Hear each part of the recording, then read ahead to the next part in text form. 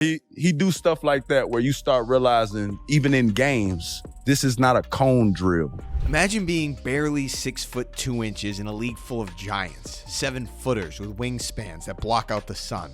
Most guards would shy away from challenging them at the rim, but not Kyrie Irving. It's so easy to stay in front of somebody that's not Kyrie Irving.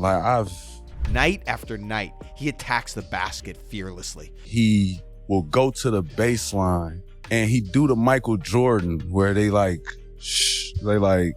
flipping the ball off the glass at impossible angles, spinning it off his fingertips in ways that defy physics. Somehow, he almost never gets rejected.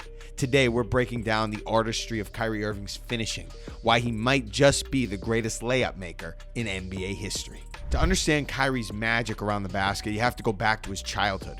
Irving grew up in West Orange, New Jersey, with a father who loved the game and a godfather who happened to be former NBA guard Rod Strickland. But here's the twist. Kyrie's neighborhood hoop was broken. The backboard had cracks and even missing pieces, forcing him to improvise. A normal backboard gives you predictable rebounds and spin angles. Kyrie's didn't. If he wanted to make a shot, he had to learn how to spin the ball in unusual ways, how to adjust midair, how to kiss the ball softly against a surface that was anything but consistent. This broken hoop was his laboratory. Instead of limiting him, it expanded his creativity. By the time he was a teenager, Kyrie already had a finishing package unlike anyone else, one rooted in experimentation and invention. And then came Rod Strickland. Known in the NBA as one of the most creative finishers of the 1990s, Strickland passed down his wisdom directly to Kyrie. Strickland was never a great shooter, but he carved out a long NBA career by mastering angles and touch at the rim.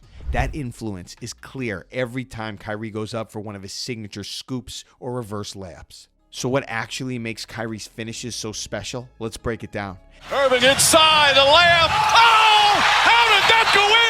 Kyrie can finish equally well with either hand. We've seen him drive left and float the ball high off the glass with his right, or attack right and finish with a perfectly timed lefty scoop. Defenders never know which side he's going to use. Kyrie has arguably the best body control in the league. He contorts himself in midair like a gymnast, shielding the ball with his body, absorbing contact, and still releasing the shot with perfect touch. This is where that broken backboard training comes into play. Kyrie can put an almost absurd amount of English on the ball, side spin, backspin, or no spin at all, so that even when he releases at an impossible angle, the ball seems to find its way into the basket. Kyrie is a master of using the backboard. He doesn't just aim for the square like most players. He can hit extreme spots, high off the top corner, dead straight off the middle, or even with a side spin that curves the ball into the glass. It's geometry in motion. Perhaps the most underrated aspect, Kyrie has an incredible sense of timing. He doesn't always go up right away. Sometimes he'll hang in the air for an extra split second, waiting for the defender to commit and then release the shot after the block attempt. Other times, he'll go early, releasing the ball before the defender can even leave the ground. This combination of ambidexterity, body control, spin, backboard mastery, and timing is why you almost never see Kyrie get blocked at the rim, even when he's surrounded by centers a foot taller than him. And he has a full bag of iconic layup techniques. Driving baseline, Kyrie will go under the basket and flip the ball high off the glass on the opposite side, often with heavy spin. By using the rim as protection, he makes it impossible for shot blockers to reach. Sometimes Kyrie releases the ball at an absurd height, so it comes down softly off the top of the glass. Even 7-foot rim protectors can't get to it. One of his most common moves, he keeps the ball low and close to his body, then scoops it underhand right at the rim, using a quick release so defenders can't react. Kyrie will sometimes jump as if he's going to shoot immediately, then delay for a fraction of a second mid-air before softly dropping the ball in.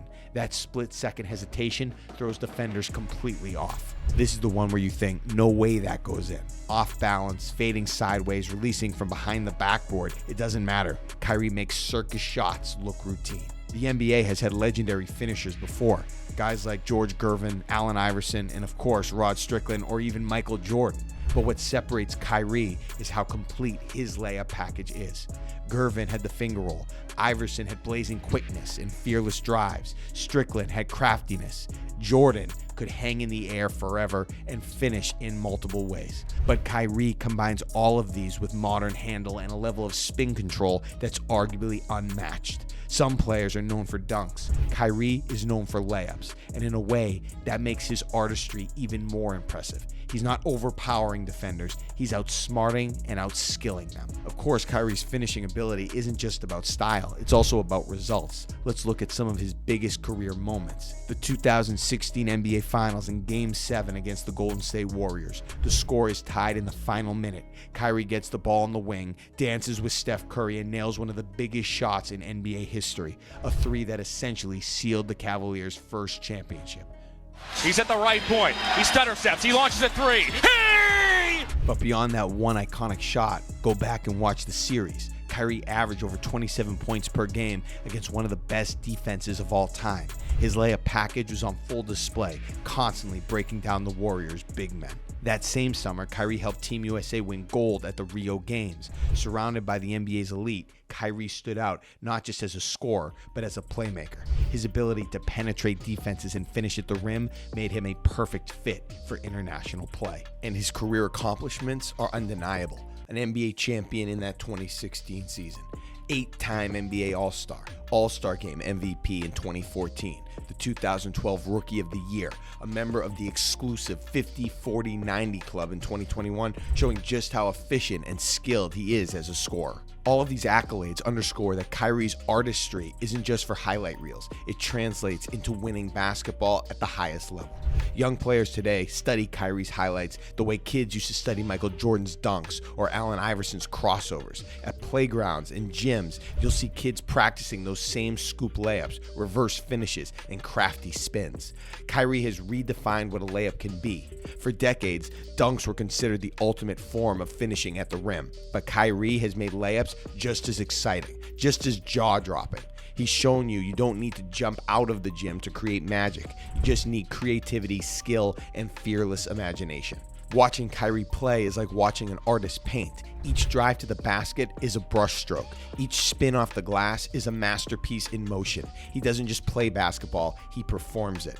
And what makes it so captivating is the unpredictability. You never know what's coming next. Is it going to be with a high arching floater, a behind the backboard reverse, a scoop in traffic? With Kyrie, the possibilities are endless. At the end of the day, Kyrie Irving may never be remembered as the tallest, the strongest, or even the most dominant player. But when it comes to finishing around the basket, when it comes to turning impossible layups into routine plays, there may never be another like him. From the broken backboard in New Jersey to the championship stage of the NBA Finals, Kyrie Irving has proven that artistry still has a place in basketball. He is, quite simply, the master of impossible layups. Thank you for watching, and please like and subscribe for more deep dives into basketball culture here on the Swish Files.